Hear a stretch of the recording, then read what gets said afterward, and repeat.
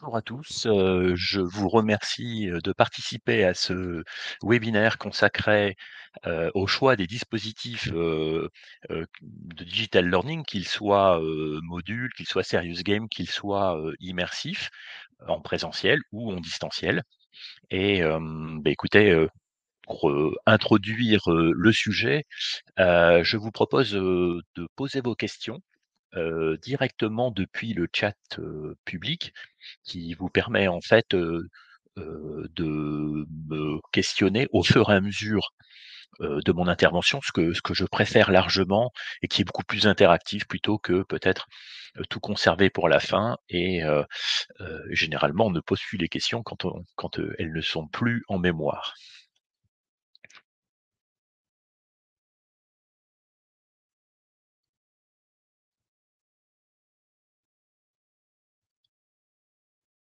Voilà, donc dans le cadre de ce webinaire, nous allons traiter en fait, des différents aspects qui permettent, de se positionner sur, quel dispositif je dois utiliser selon heu, quelle méthode, selon, quel est le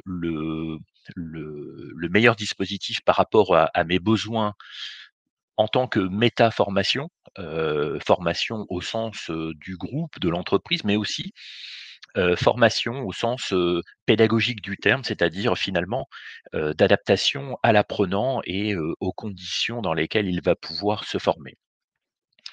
Et donc nous allons voir effectivement les problématiques d'analyse du besoin, et des objectifs, les considérations logistiques, pratiques, car, effectivement, ces considérations peuvent, nous faire, choisir ou, abandonner un type de dispositif, même s'il est pertinent. Les évaluations de contenu, attendu et l'engagement et l'expérience de l'apprenant puisque effectivement, c'est ce qu'il faut prendre en compte dans le cadre du choix du dispositif. Nous travaillerons également sur l'évaluation, et le suivi de ce type de, dispositif. La scalabilité et la pérennité de ces outils qui généralement, hem, n'est pas toujours envisagée dès le début et ça peut être très compliqué de les faire évoluer par la suite. Les feedbacks et les itérations qui peuvent être également, et qui doivent être également prévus, dès la conception de ces outils, dès le choix du type d'outil. Les avantages et les inconvénients de chaque modalité et enfin, je vous proposerai un petit temps d'échange, pour répondre à vos questions et puis, vous faire partager, essentiellement, l'expérience, de notre structure et mon expérience. Donc moi, je suis Jérôme Poulain, je suis directeur associé de la société Audace, Audace Digital Learning, qui est une société qui, a été fondée en 1999. C'est dire que on travaille depuis l'origine sur ces modalités, digitales, de conception de modules, de serious game, de simulation, de simulateurs de pilotage. Bref, tout un ensemble de dispositifs que nous avons, créés en partenariat et au bénéfice de nombreux industriels et depuis, un peu plus récemment, également pour le monde de la santé.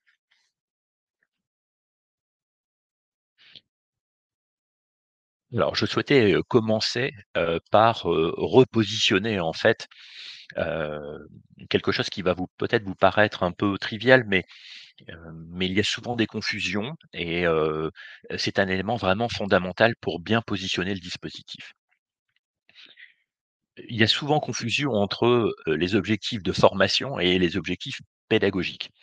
Les objectifs de formation, eh bien, ils sont, naturellement, sujets, hem, à une politique et une stratégie, de sa structure, hein, que ça soit une entreprise ou un établissement de santé et cette structure a une ambition, elle a des objectifs qui sont généralement des objectifs de croissance et pour que cette croissance s'opère, elle a besoin de faire progresser son personnel et donc l'entreprise, choisit de monter un plan de formation stratégique, pour, se conformer effectivement à, comment, je peux, devenir de plus en plus performant, comment je deviens de plus en plus efficient pour répondre à ces objectifs qui sont des objectifs toujours, qui vont toujours un peu plus loin.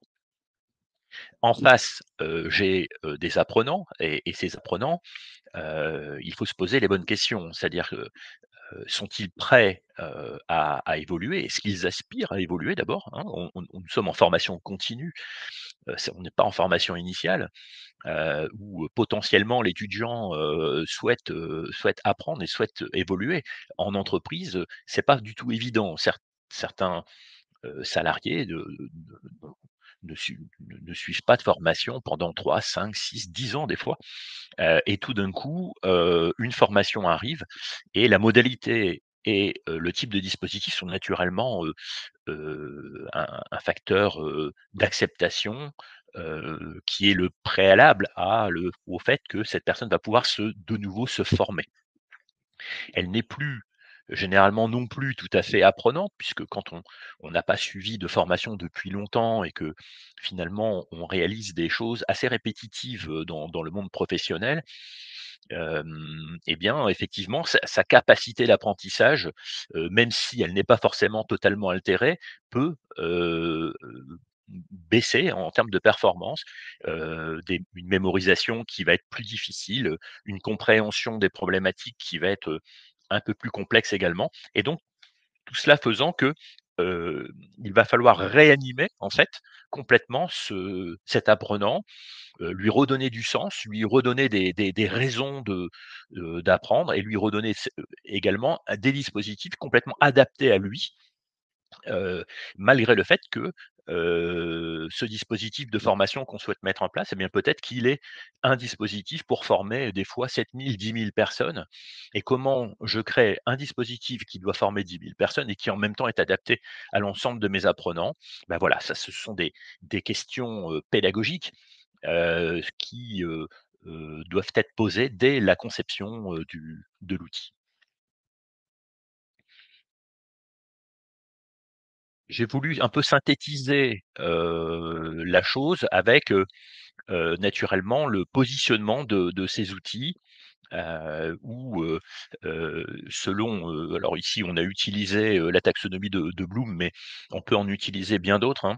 Heu, Si vous souhaitez être moins académique, on peut poser des choses plus objectives d'entreprise. Mais dans tous les cas, chaque outil va avoir en fait heu, des capacités, heu, va répondre plus ou moins bien à l'objectif, qui va être fixé par, l'ingénierie formation. Alors, par exemple, on sait qu'un e-learning, bah, c'est un excellent outil pour transmettre de la connaissance, et que en même temps, ça n'est pas un bon outil pour, vérifier que la personne ait compris. C'est-à-dire qu'elle aura peut-être appris, mais est-ce qu'elle a compris? Est-ce qu'elle est en mesure de traduire, d'interpréter et de mettre en œuvre ce qu'elle vient d'apprendre dans le cadre de son métier? Ça n'est pas sûr du tout et généralement, ça n'est pas le cas. Pourquoi? Parce que c'est un outil essentiellement transmissif, et qui manque totalement d'horizontalité, de partage, de contextualisation. Le webinaire, par exemple, c'est un outil effectivement où on va pouvoir transmettre de la connaissance, mais vous vous rendez bien compte, de je ne vous vois pas, je ne vous connais pas, et donc fatalement, je ne peux pas adapter mon discours, je ne peux pas adapter mes exemples à chacun d'entre vous et donc cet outil est, assez générique et il posera certainement, la nécessité de pouvoir, peut-être travailler ensuite en coaching ou au travers de réunions présentielles où on pourra partager, l'expérience et puis répondre à des questions plus spécifiques. Les MOOC, c'est un petit peu dans le même esprit. Le serious game, quant à lui, est véritablement un formidable outil pour, développer, la capacité des apprenants à comprendre, à contextualiser, à rendre, l'expérience immersive, et à pouvoir rebondir sur, cette expérience pour aller un peu plus loin, puisque, en règle générale, les notions, qui auront été apprises ou les notions qui auront été testées dans le serious game seront bien maîtrisées, à la sortie de l'outil. Par contre, effectivement, demander à un serious game de transmettre beaucoup de connaissances, ça n'est pas forcément le bon outil. On préférera, par exemple, travailler avec un premier grain, pédagogique, peut-être un e-learning, puis, on poussera l'expérience avec un serious game pour contextualiser tout ça et mettre en immersion et pourquoi pas travailler dans un troisième temps, par une classe, virtuelle qui permettra de réaliser des présentations, complémentaires, à cela ou un webinar ou un MOOC, pour, finalement, certifier, les personnes qui auront suivi ce parcours de formation.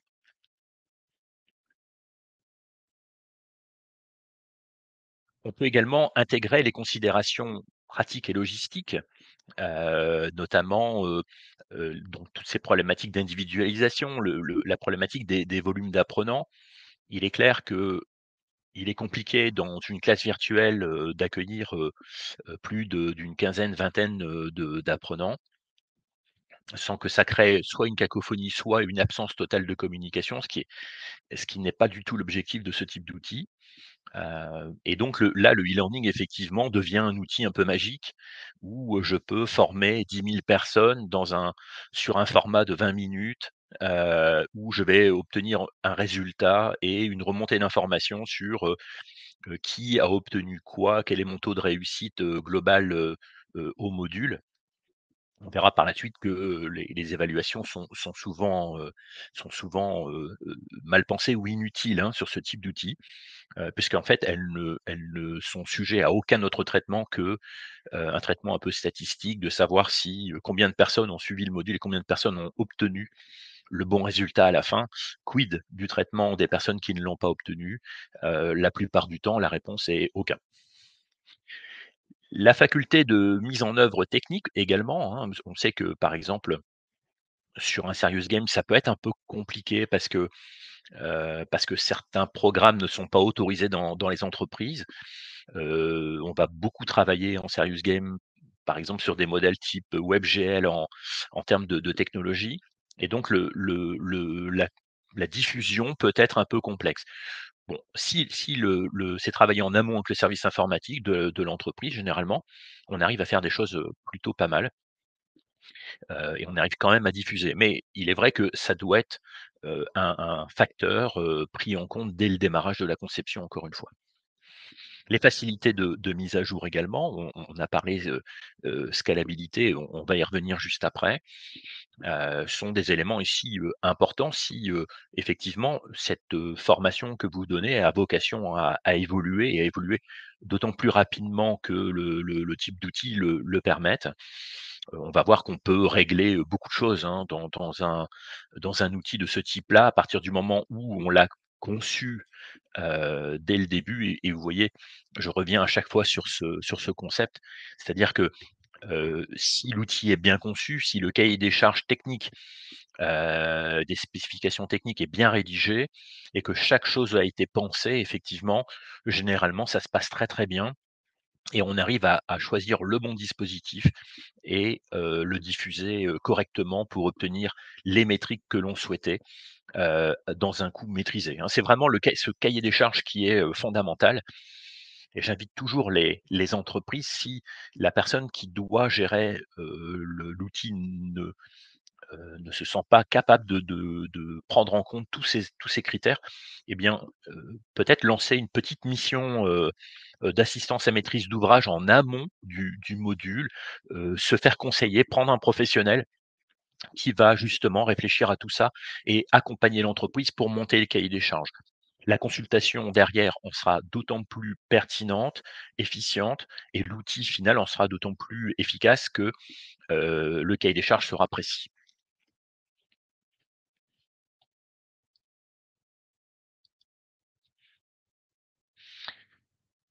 Ici, je vous montre, un premier exemple, d'expérience qui était une expérience, récente que nous avons montée, avec, GRDF. Alors, la problématique ici, était un grand nombre de notions à faire passer sur un dispositif, assez fondamental, qui est un dispositif de formation métier, hein. Donc, on doit arriver à la fin à obtenir, 100 de réussite, hein, parce que si on n'a pas 100 de réussite, ça veut dire qu'à un moment ou à un autre, on sera bloqué dans son expérience professionnelle et l'expérience, usagée. Et pour arriver à ce 100 il est clair que, la matière était un peu, on va dire, un peu âpre, et pas forcément, une matière pour laquelle on obtient une grande motivation instantanément, de la part des apprenants. Alors, pour faire cela, effectivement, nous avons choisi de ludifier l'outil. Nous passons d'abord par un concept. Donc vous voyez, il y a le labyrinthe et le minotaure qui, en fait, symbolise la difficulté du parcours, de réclamation d'un usager, GRDF quand il a un problème, et ces éléments, contextuels vont évoluer de manière à libérer de plus en plus, l'usager, le faire sortir de ce labyrinthe, et puis en même temps, de ménager, la fureur du minotaure qui ne va faire qu'augmenter, hein, au fur et à mesure que l'usager est bloqué, et qu'on lui propose, finalement, un parcours, inadéquat par rapport à ses problèmes. Voilà, donc ces éléments évoluent au fur et à mesure de la formation, et tout est contextualisé de manière à proposer les notions de manière progressive. Alors pourquoi de manière progressive? Eh bien parce que on a, une population ici, adulte, et une population qui a une capacité d'apprentissage qui est, on va dire standard, pour un adulte. C'est-à-dire que, en c'est une population qui est capable de mémoriser en général à peu près cette notions en instantané. Alors je peux mémoriser cette étape, 7 éléments, 7 processus, heu, mais je n'en retiendrai déjà plus que 3 au bout de quelques jours, puisque, on est confronté naturellement, à la courbe de l'oubli, hein. Je renvoie aux études, très vieilles études, du psychologue allemand, Hermann Ebbinghaus, qui, démontraient la difficulté pour, une personne de pouvoir mémoriser, plus de 50 des notions, en un jour, et une perte jusqu'à 90 de ces notions en un mois. Donc cela va de soi, il fallait également, créer une itération, de cet outil, de manière à pouvoir, permettre à la personne de se reformer, de pouvoir un retour sur la formation, au bout de quelques jours, au bout de quelques semaines, au bout de quelques mois. De manière à ce que les notions soient fixées durablement dans le temps. Cette itération est fondamentale.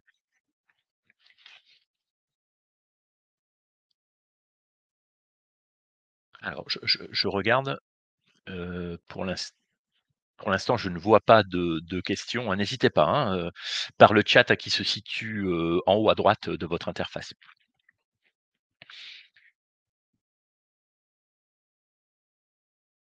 Diapositive suivante, on a ici un autre type de dispositif qui a été choisi, pourquoi? Alors ici, c'est un serious game, et qui a été choisi pourquoi? Eh bien parce que, on a multiplié les types de formations, ces dernières années, que ce soit du présentiel, groupe de travail, groupe de réflexion, des éléments, qui, sont un peu du ressort du module e-learning, mais en très simplifié.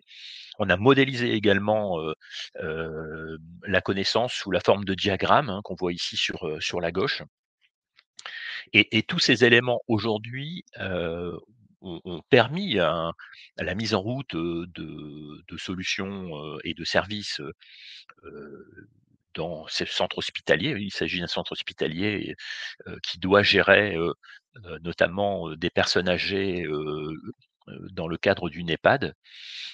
Et quand en fait, quand l'infirmier est confronté à un événement, ça peut être, un malaise, ça peut être, des symptômes, présentés par le patient, eh bien, il doit entrer dans une démarche intellectuelle qui doit le faire passer par, un diagnostic, qui doit le faire passer par, des signaux, qu'il doit confronter à d'autres types d'informations pour savoir quel est le type d'alerte qu'il doit déclencher. Est-ce qu'il peut le gérer lui-même? Est-ce qu'il doit déclencher une alerte auprès du médecin? Est-ce qu'il doit déclencher, directement un service d'urgence, parce que le patient est dans un état, heu, qui le nécessite? Tout ça est très compliqué, peut être très compliqué dans une EHPAD parce que le fait que la personne ne soit pas, communicante, n'est pas un ou même qu'elle ait l'air, évanouie, n'est pas forcément, un signe, d'alerte, au niveau des urgences. Un certain nombre de choses peuvent être pris en charge. Il va falloir croiser ça avec le dossier du patient et cetera. Donc pour faire cela, en fait, nous avons créé un serious game, qui se déroule en caméra subjective. Vous voyez, donc en fait la caméra, il ou elle, la caméra est, au-dessus de l'épaule, hein, donc du et donc on a en fait une vue un peu de spectateur par rapport à ce qu'est en train de faire le personnage que en fait nous guidons. On joue, véritablement, hein, c'est totalement interactif comme dans un jeu vidéo et ce qui permet en fait, de gérer un ensemble de circonstances assez complexes, de multiplier en fait les inputs qui vont complexifier le niveau de décision à prendre par l'apprenant et on peut déclencher également un ensemble de conditions, d'alerte, de conditions critiques, qui doivent également modifier à la fois son comportement et ses actions. Tout ça s'enregistre, et tout ça est comparé par rapport, aux standards attendus de réponse, et ça lui permet d'obtenir, en live un retour d'information sur, ce qu'il fait bien, ce qu'il fait moins bien. Ça lui permet également, heu, une notion importante, c'est de rejouer, hein. Donc il peut, revivre les scènes, recommencer pour voir si, s'il il avait fait un autre choix, quelles en auraient été les conséquences. Et il a également, la possibilité, de se confronter aussi à ce que font les autres, ce qui permet également de comparer, son parcours à celui des autres et ça, c'est quelque chose qui peut être aussi, riche, et un bon moteur pour, l'apprentissage. Ici, nous sommes en serious game, j'ai toujours l'anecdote, il y a quelques années, en installant le premier serious game, qui s'appelait Florence dans un centre hospitalier, une des infirmières, qui était présente me disait: «Bon, moi, il est hors de question que que j'utilise ce type d'outil, on n'est pas là pour jouer, on est là pour, soigner». Et alors les choses ont beaucoup évolué depuis, hein, mais en fait, cette personne, je lui ai fait la remarque elle confondait en fait 2 notions. Heu, Elle confondait en fait un jouet et un jeu. Ce sont 2 choses totalement différentes. Si je prends un ballon de football, en tout simple, c'est un jouet. C'est-à-dire que je peux en faire ce que je veux, je peux le lancer sur le mur ou autre part, je peux m'asseoir dessus, je peux l'utiliser dans le cadre d'activités que j'imagine, c'est un jouet. Par contre, si, j'utilise le ballon dans le cadre d'un match de football, c'est un jeu. Et la distinction, ça va être que j'ai créé un environnement, un territoire, j'ai créé des règles du jeu et que tout le monde va être confronté à ces règles. Et donc on voit bien que quand on utilise en fait un jeu vidéo, eh bien effectivement, on est confronté à tout un ensemble régulé, d'input et automatiquement, dois m'inscrire dans ces éléments-là pour les optimiser.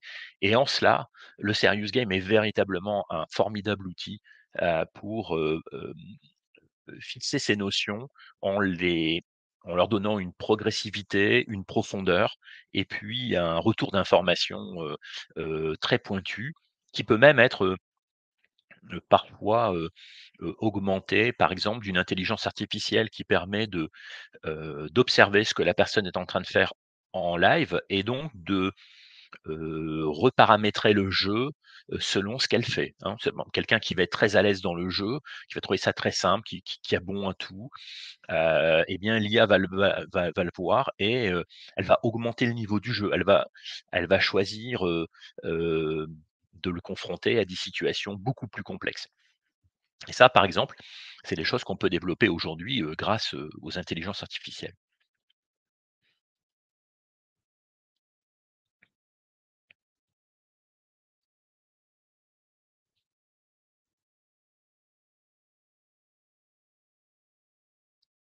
Alors je crois que mon support a avancé un peu vite, je vais revenir un petit peu en arrière. Excusez-moi.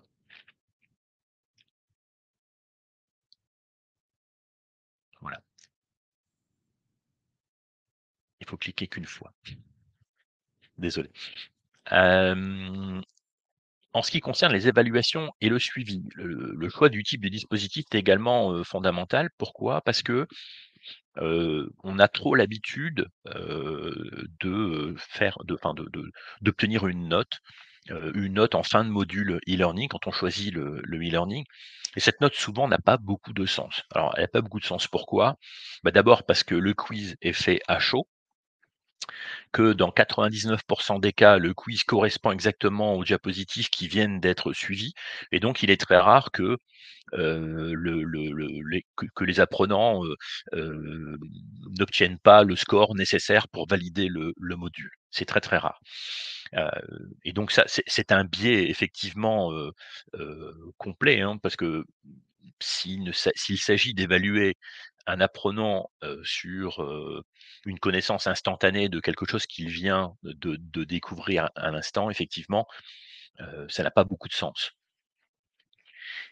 Toutefois, ça permet effectivement aux responsables formation de valider le fait que, le 95 de la population ayant suivi le module ont validé le module et donc on peut lancer par exemple le nouveau logiciel puisque tout le monde a validé sa formation, au nouveau logiciel. Ce qui est, évidemment, faux, hein, puisque, la plupart des apprenants vont oublier ce qu'ils ont vu, majoritairement, dans les semaines qui suivent, la formation et donc seront confrontés à des problématiques, d'usage, inévitablement. Donc l'idée n'est pas en fait, de réaliser une évaluation si elle ne sert à rien. Par contre, si on veut s'en servir, effectivement, en apportant, un feedback, des informations comparatives, par rapport à ce qu'il vient de faire, par rapport à ce que les autres font, par rapport à différentes, normes hem, qui sont en fait peut-être des prérequis, des préalables, au travail de la personne dans son environnement, réel. Là, effectivement, l'évaluation compte.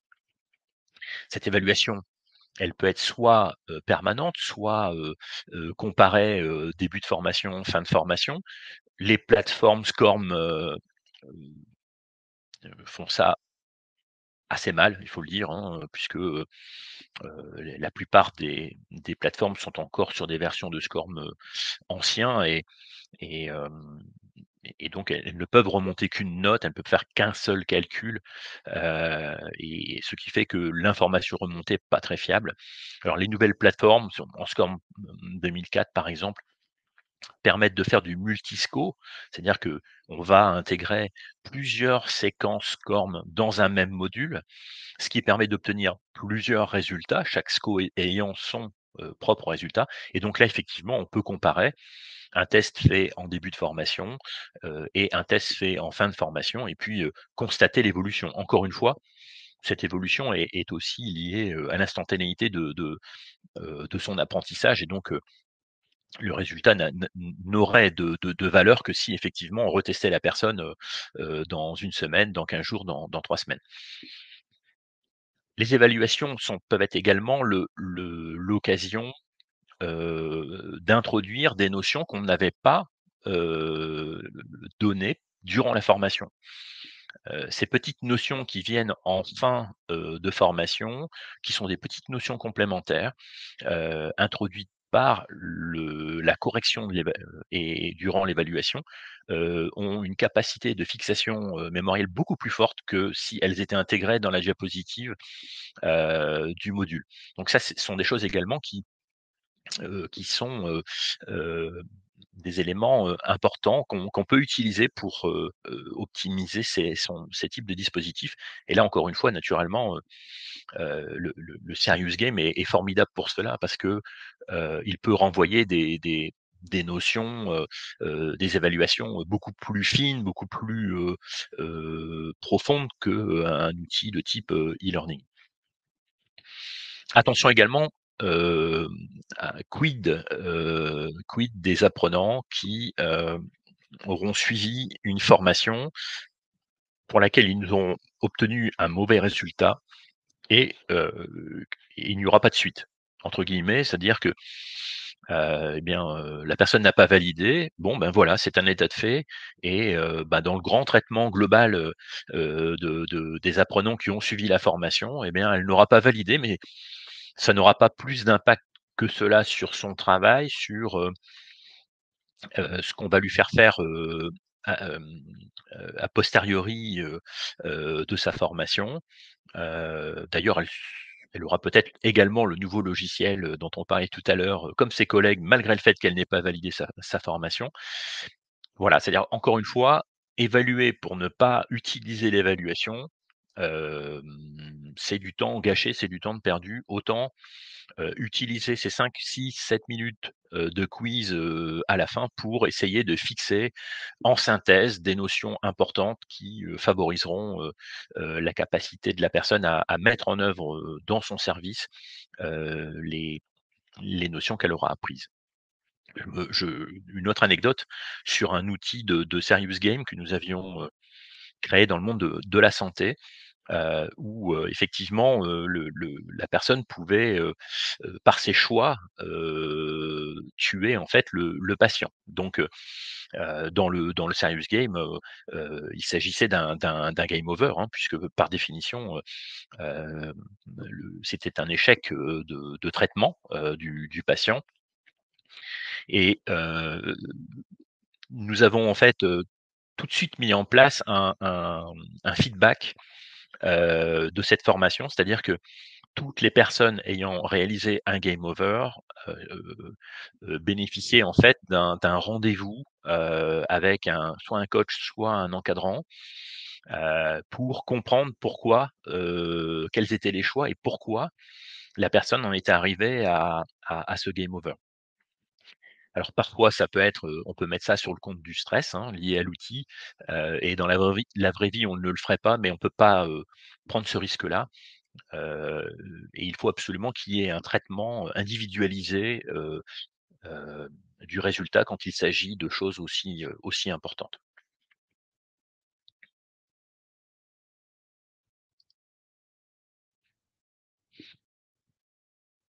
Alors, quand on choisit le type d'outil, le type de dispositif, il est clair que, hem, ce qu'on va appeler la scalabilité ou la capacité de l'outil à évoluer, hem, est un élément, assez, fondamental. On peut, toujours, sortir de l'outil un certain nombre, de fichiers qui peuvent être des fichiers texte, des fichiers son, de l'image, des fichiers vidéo, mais aussi des paramètres qu'on va utiliser, par exemple, dans une expérience, de jeu.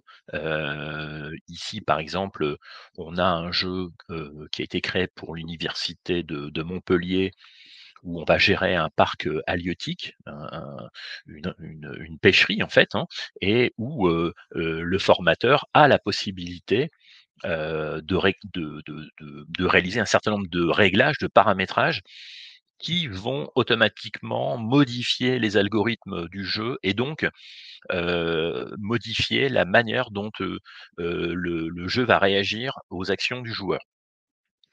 Ce jeu, est un jeu, qui a été, conçu pour fonctionner en master et il participe à la notation finale de l'étudiant, donc c'est quand même un élément important, et il constitue une base de sa capacité à mettre en œuvre, tout ce qu'il aura appris durant sa formation. Sur d'autres, outils, comme par exemple des modules de formation e-learning, on a également la possibilité, hein, de sortir, ces mêmes fichiers, par exemple, pour, créer des versions, ce qu'on appelle les versions dynamiques, du module. Alors la seule contrainte, qui existe, ce sont les outils de développement utilisés, pour intégrer le module. Alors en l'occurrence sur un serious game, il n'y a pas de problématique, réelle, technologique puisque, on va utiliser des logiciels comme Unity 3D pour les concevoir et ces logiciels-là intègrent directement les fonctions dynamiques naturellement. Par contre, si on utilise par exemple en e-learning, des outils comme Storyline, Storyline par exemple, est un outil qui est, pas très favorable, à la duplication des langues, par exemple, hein, parce qu'il va falloir créer autant de modules que de langues. Et on peut pas sortir les fichiers en dynamique pour pouvoir, créer des traductions automatisées, créer des, heu, des variations, du contenu, changer des mots, des chiffres, dans le module. Alors c'est un frein, mais bon, on arrive quand même, généralement à à, préparer le module, de manière suffisamment, lisible pour que, je parle là vraiment en termes d'intégration, hein, et en termes de programmation, de manière à préparer effectivement ces évolutions. Si elles n'ont pas été prévues à l'avance, tout est on appelle ça en dur, hein, c'est-à-dire que tout est intégré à la fenêtre, un peu comme un PowerPoint, et auquel cas ça va devenir très, très dur de faire évoluer le module ou alors il va falloir, mettre les mains dans l'outil, heu avec, parfois, des niveaux de programmation qui ne permettent pas à tout le monde de faire ces corrections. Ça n'est pas parce qu'on demande au fournisseur de faire un module en Storyline qu'on va pouvoir le reprendre, derrière, hein. Il y a un vrai fossé entre, une version Storyline intégrée, en utilisant que les fonctions, de base et puis, la plupart des modules développés par les structures, comme la nôtre où, il va y avoir en fait des niveaux de programmation, supplémentaires, heu, qui font que effectivement ça peut être plus complexe, à reprendre. Tout ça, ça doit être écrit dans le cahier des charges et demander par exemple que le module soit développé en Storyline n'est pas suffisant, hein. Il faut naturellement, cadrer, de manière plus fine, le cahier des charges, ces éléments techniques pour que, si vous voulez mettre les mains, automatiquement, il faut le distinguer dans le cahier des charges. Quels sont les éléments qui devront, évoluer facilement et par qui? De manière à ce que heu, la société et le développeur puissent, vous répondre techniquement avec la meilleure solution, possible, envisageable. Les feedbacks et les itérations sont naturellement également à prévoir, en amont. Heu, on peut, que ce soit sur des modules de formation e-learning, à partir du moment où on a, conçu en multisco le module ou, dans des serious games naturellement, c'est encore plus facile. Mais on peut véritablement, extraire un ensemble de données, soit en live, soit, a posteriori de l'expérience, en outil immersif de la même manière, une expérience en réalité virtuelle. On peut programmer, toutes les itérations et on peut programmer également tous les feedbacks, que l'on souhaite, récupérer. Si le formateur, souhaite encadrer, de manière fine, l'expérience, de son apprenant, il va récupérer, tout un ensemble de données qui sont des chiffres, qui sont des positionnements, qui sont, des vitesses d'exécution, qui sont, par exemple, des paramètres, hein, qui ont été utilisés, ou choisis par l'apprenant et tout ça, le formateur peut récupérer ça sous forme de feuilles de résultats qu'il va pouvoir comparer à des standards, qu'il va pouvoir, également, naturellement, commenter, pour que son apprenant, progresse.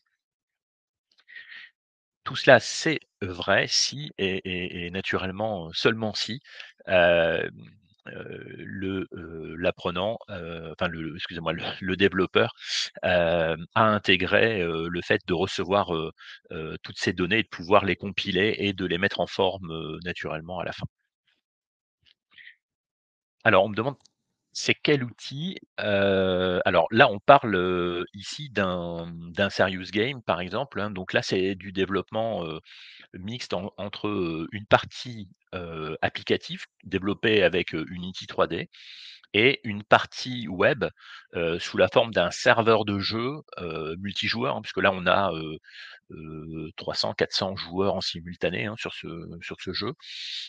Donc il y a un serveur, de jeu qui va gérer, en fait, les fonctionnalités, de brassage des données, de distribution des données et puis une application qui, elle, est en local sur, le téléphone, l'ordinateur, la tablette, puisque c'est là, en l'occurrence, une application qui avait vocation à fonctionner pour des étudiants et donc on est obligé de faire du vraiment, multi-display, hein. On ne pouvait pas savoir à l'avance s'il va utiliser un smartphone, si c'est un Apple, si c'est un Samsung, si c'est une tablette, si c'est un ordinateur et donc là, il faut vraiment que, l'outil soit, complètement, transversal. Alors l'application en elle-même a été développée avec le logiciel Unity 3D. Ça permet également de développer de l'application qui n'est pas 3D.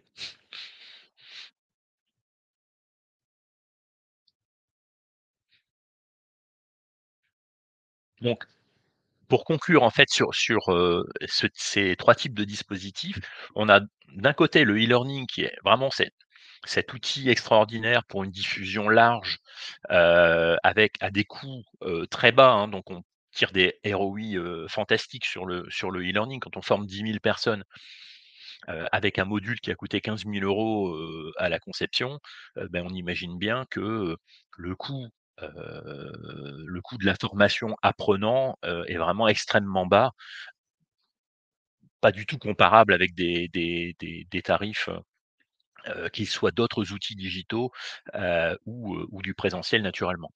Ça permet également, une diffusion large. Quand je dis large, c'est géographiquement. On peut, par exemple, monter un plan, mondial avec un lancement mondial d'une formation, en 23 langues, et débuter le lundi, que la formation soit terminée le jeudi et que tous les résultats remontent le vendredi via la plateforme, de manière à en faire une analyse et par exemple, le lundi suivant, lancer le nouveau logiciel dont je parlais tout à l'heure. Et le faire en s'assurant qu'effectivement, tout le monde a eu un premier vernis, de connaissances sur ce logiciel. Donc ça c'est vraiment typique de des capacités de ce type d'outil. Attention à pas faire du PowerPoint. La pédagogie est fondamentale dans ce type d'outil. Il faut vraiment qu'il y ait une médiation, qui se passe entre l'outil et l'apprenant. Heu, L'outil doit, être simple, d'usage, une très bonne ergonomie. Il doit être capable de générer une émotion positive chez l'apprenant en suscitant son intérêt, en rebondissant, en créant un rythme et en créant également, une fin, qui, lui permette, de valider, son apprentissage. Ce type d'outil peut également être extrêmement, accessible. Alors, accessible au sens du déploiement, mais aussi accessible au sens, des normes aujourd'hui pour, l'accès des personnes handicapées aux outils de formation. Heu, Ce type d'outil peut tout à fait être accessible web, hein, donc sur des critères, d'accessibilité, heu, qui permettent en fait, à tout le monde de suivre, le module. Ils sont par contre en règle générale moins engageant que les autres types d'outils comme l'immersion ou le serious game naturellement. Mais on peut, augmenter quand même un peu leur intérêt au travers, différentes, techniques, hein, comme le storytelling, comme, la ludification, des contenus. Ça permet vraiment de créer des rebonds et pourquoi pas aussi d'abonner, l'apprenant, hein. Créer en fait, non pas un module, mais des séries de modules avec un thème, un concept global, pour l'ensemble de ces modules. On va décliner, un personnage, une narration au travers le temps. Ça peut durer, à 3 mois, 6 mois, 1 an par exemple, puis après on change à la manière des séries. Du coup, un module, où on ne cherche plus l'ergonomie parce qu'on l'a appris une fois, on a toujours la même par la suite. Une narration globale et avec, des apports, également, notionnels, qui sont contextualisés, dans une aventure, dans peut-être aussi le récit, de l'image, de la volonté de l'entreprise, de sa communication. Heu, voilà, il y a moyen de quand même de faire en sorte que ce type d'outil soit, plus intéressant. Dans tous les cas, ça ne peut pas être un PowerPoint. Le PowerPoint, c'est vraiment l'outil support, pour le présentiel. C'est l'outil du formateur. Généralement, il n'y a que, de 5 à 10 de sa connaissance qui est écrit sur la diapo et puis, derrière, ça lui permet de parler de tout ce qu'on souhaite, hem, tout ce qu'il souhaite. Ça ne sera pas le cas du module e-learning. Dans le module e-learning, il est à la fois le contenu et l'animateur, de la formation. Naturellement, il y a souvent, peu d'interactions sociales et donc le module e-learning, il est bien de le coupler avec, d'autres outils comme par exemple, hem, un un MOOC ou, un forum, pour aller un petit peu plus loin dans la notion et partager avec les autres l'expérience. Le deuxième type d'outil, c'est le serious game. Alors lui, c'est, pour moi le véritable outil pédagogique, digital. Parce qu'il possède véritablement tout ce qu'il faut pour pouvoir être pertinent, passionnant, heu, capable d'obtenir des taux de mémorisation assez incroyables. C'est véritablement le bon outil, quand, effectivement, alors c'est quand, vous êtes en mesure de pouvoir le produire. Naturellement, c'est plus long. Naturellement, ça va coûter un peu plus d'argent qu'un module de e-learning. Ça va vous demander aussi beaucoup plus d'implication parce que, heu, il va falloir que vous rentriez dans cette logique, de règles de jeu, hein, de gameplay et cetera. Enfin, on pourra, dans un autre webinaire parler vraiment de, comment on conçoit un jeu.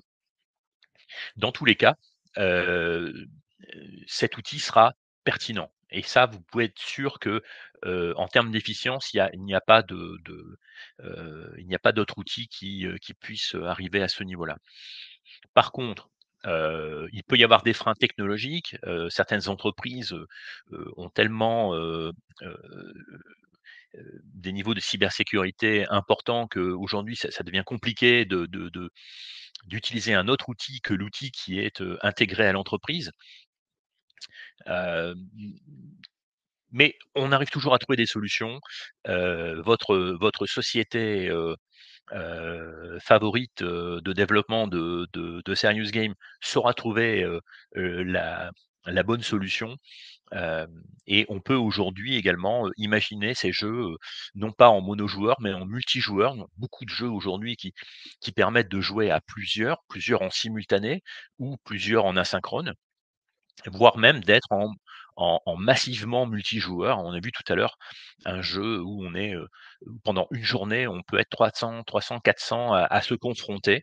Alors avec des modes, collaboratifs, des modes compétitifs. Il y a vraiment beaucoup de possibilités et d'imaginaire, à libérer sur ce type, d'outils. Enfin les expériences immersives, alors là on est, à cheval entre, distanciel et présentiel, hein, puisqu'on peut faire les 2. Naturellement, l'outil doit être prévu pour, soit l'un soit l'autre, mais l'expérience immersive est extraordinaire quand il s'agit de contextualiser des notions et de les faire vivre à l'apprenant en live. On peut, assez facilement aujourd'hui créer un jumeau numérique, d'une entreprise, que ça soit d'un service, d'une ligne de production et plonger l'apprenant dans cet environnement, qui sera vivant, dans lequel en fait, il sera confronté comme au réel à des situations. Mais l'intérêt de la simulation, c'est naturellement que ces situations, on peut les gabariser, on peut les paramétrer, et puis, les complexifier quand il le faut avec des modes dégradés, avec, des incidents, avec, des situations, complexes à gérer. Donc c'est également un excellent outil, qui est pas plus compliqué à créer qu'un serious game, hem, avec, peut-être un petit inconvénient qui est, la diffusion, puisqu'effectivement, bah, il faut un casque de réalité virtuelle.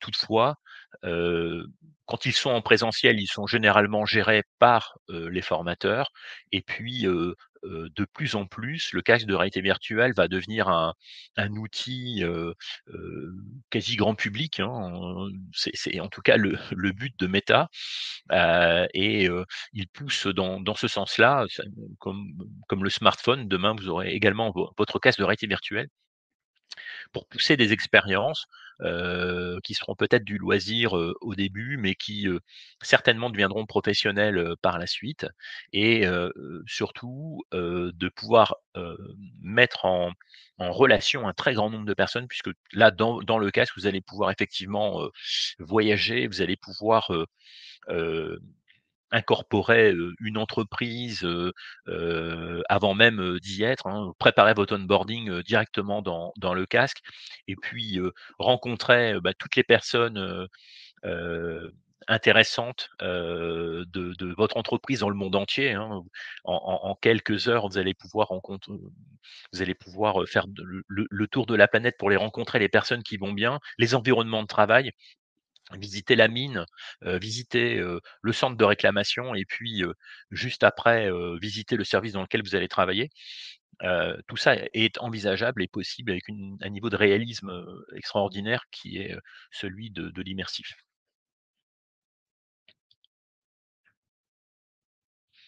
Voilà, je vous propose, de répondre à vos questions. Alors j'ai pas vu pour l'instant beaucoup de questions. Vous pouvez vous exprimer, dans le chat, encore une fois qui se situe en haut à droite. J'ai débordé un tout petit peu, l'horaire, j'en suis désolé, mais je vois que vous êtes encore 27 à suivre, le webinaire, donc n'hésitez pas, si vous avez des questions à poser dans le chat, je serais, ravi, heu, bah, de découvrir ce qui fait encore vos interrogations et peut-être d'y répondre. Alors je vois une question, je suis un OF d'anglais, est-ce qu'il existe des serious games destinés à un public varié plus général? En clair, que n'importe quel OF concerné pourrait réutiliser avec une possibilité d'intervenir sur le contenu du scénario. Alors des serious games, de langue, c'est vrai qu'il n'en existe pas beaucoup sur le marché. J'en connais assez peu, donc malheureusement, je ne saurais pas répondre à cette question. Je connais pas de serious game paramétrable dans lequel, effectivement, vous pouvez, créer assez facilement des scénarios, en pouvant effectivement enfin, avec comme objectif, principal, hem, le fait de travailler sur la langue.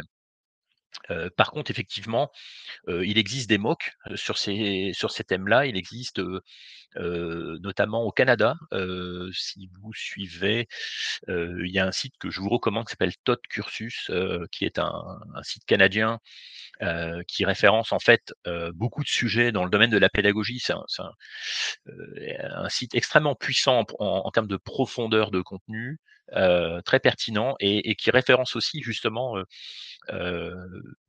les contenus français, anglais, et les expériences de ce type-là. Ou peut-être que vous trouverez, via ce site. Proposez-vous un service d'assistance à la maîtrise d'ouvrage? Alors oui, tout à fait.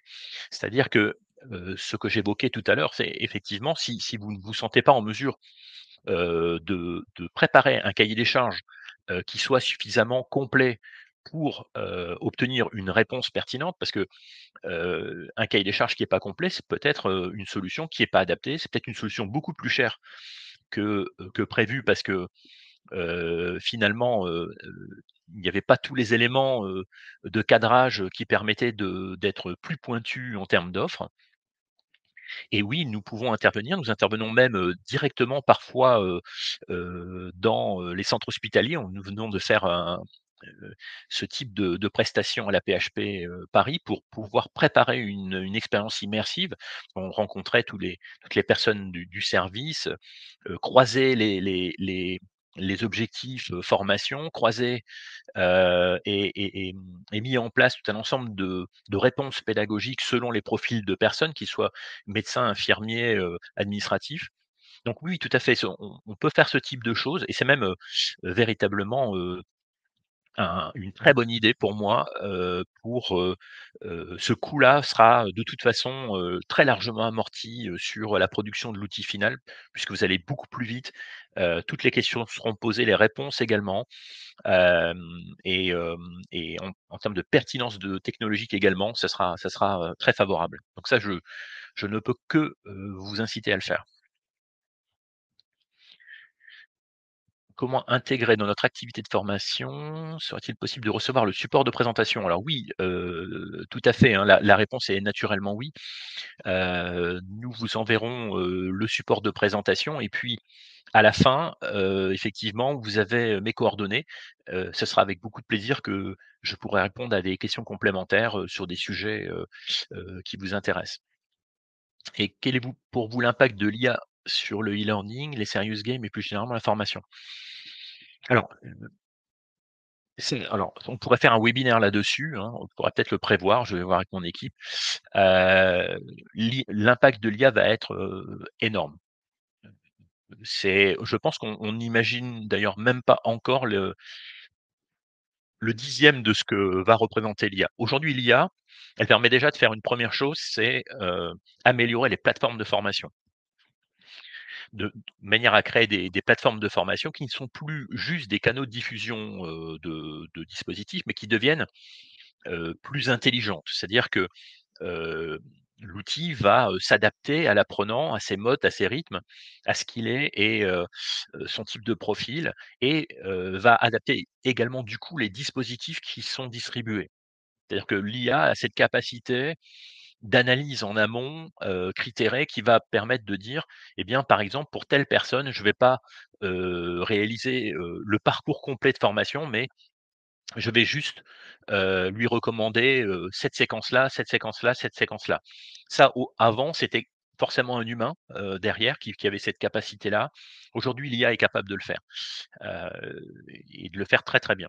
Heu, le second ça, c'est déjà un premier point. En ce qui concerne la conception des outils, Heu, c'est un accélérateur, aujourd'hui de conception. Ça ne met pas forcément de l'intelligence, mais ça va permettre d'aller plus vite sur, la production de contenu. Alors tout dépend naturellement des sujets, mais je vous invite à demander à ChatGPT aujourd'hui de concevoir un module sur le management dans telle ou telle situation avec tel ou tel profil de personne, avec un ton que vous allez lui donner, eh ben, je peux vous assurer que vous allez être bluffé du résultat.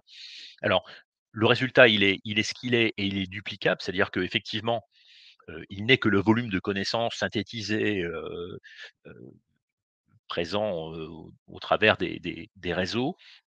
Mais cette somme de connaissances avant, il fallait déjà, parfois plusieurs semaines pour la réunir, pour l'analyser, pour, la synthétiser. Aujourd'hui, ça s'est fait, en 7/10 de seconde. Donc Heu, effectivement, en cela, l'IA va révolutionner forcément le métier de l'ingénierie pédagogique, heu et ça va forcer l'ingénieur pédagogique à ne plus être celui heu, qui réunit des contenus, existants, mais qui va être quelqu'un qui va, devoir en fait penser à la manière dont ces outils, on doit les diffuser et notamment, en matière de pédagogie. Parce que l'IA pour l'instant, ne sera pas capable de vous dire quelle est la meilleure, pédagogie parce que c'est encore trop complexe en termes de qualité de la cible, et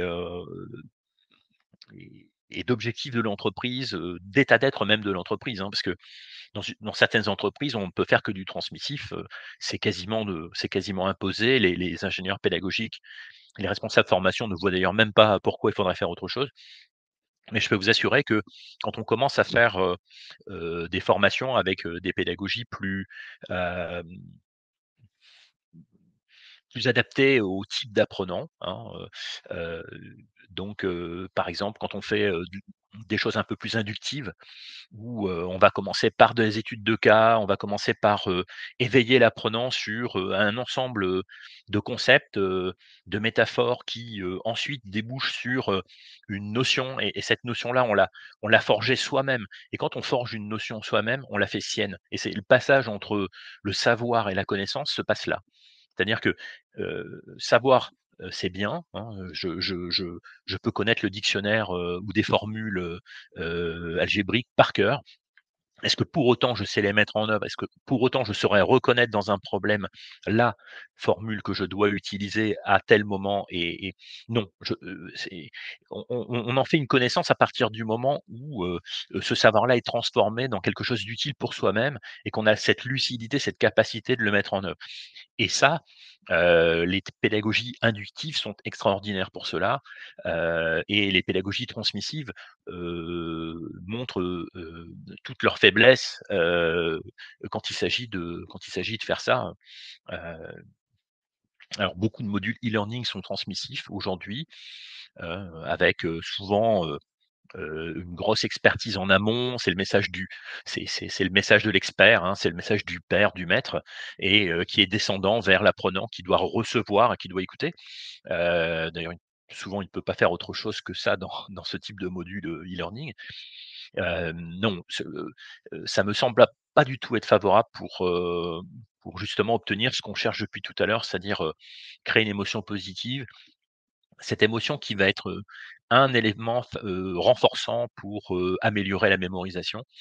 Heu, mémorisation sans laquelle, de toute façon, la diffusion des modules de formation serait vaine.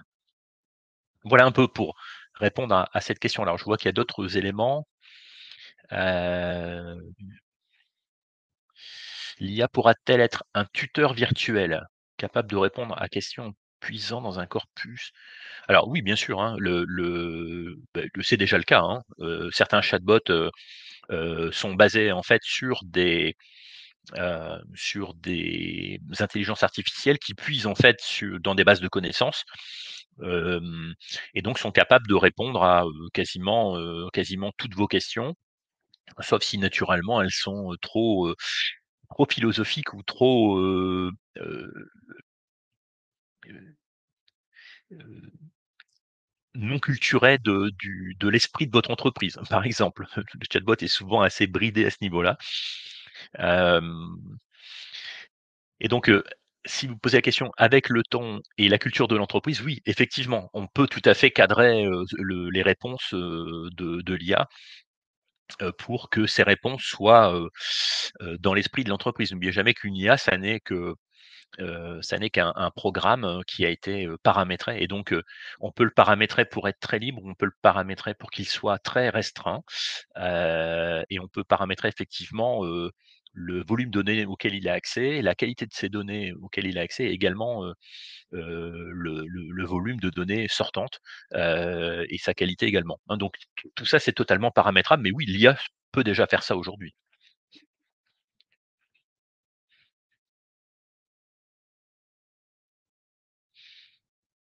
Ah, preneur d'un webinaire sur le sujet et là effectivement, bah, c'est une très bonne idée, hem, ce sont des choses, qui avancent, très, très vite, hein, donc ça intéresse forcément, tout le monde. Bah, écoutez, c'est un webinaire sur lequel, je mettrai mes limites, de compétences, sur un point de vue purement technologique et c'est un webinaire où j'inviterai quelqu'un. On a vous savez en France un d'excellents chercheurs sur le sujet, hein. La France est très en avance sur, les problématiques d'intelligence artificielle. On a des laboratoires extrêmement pertinents, sur notre territoire, hein, parmi les meilleurs au monde, et ça pourrait être intéressant de faire venir un chercheur qui vienne, vous raconter effectivement, où ils en sont dans leurs recherches et quelles sont les perspectives, et en replaçant aussi, dans un contexte, de vérité, hein. C'est-à-dire, enlever la couche un peu, fantasmique, de l'IA, et puis, replacer ce qu'elle est vraiment capable de faire et comment. Donc je retiens l'idée.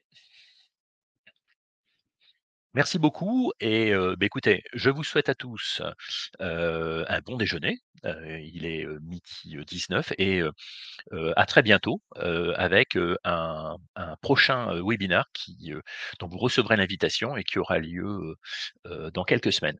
Merci à tous, à bientôt.